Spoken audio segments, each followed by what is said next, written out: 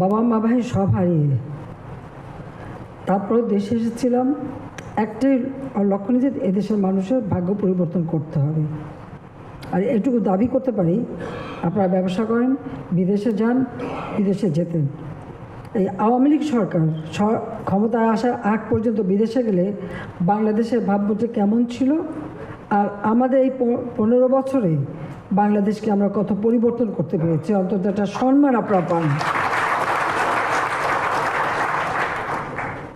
দুর্ভাগ্যের বিষয় হলো দিন রাত পরিশ্রম করি এই বাংলাদেশে আপনাদের এই ব্যবসায়ীদের বেসরকারি খাত আমি উন্মুক্ত করেছি, সবচেয়ে বেশি সুযোগ দিয়েছি। কোভিডের সময় সব ধরনের সহযোগিতা আপনাদের করেছি, যাতে এমনকি আপনাদের অনেকের শ্রমিকের বেতনটাও আমরা দিয়ে দিয়েছি।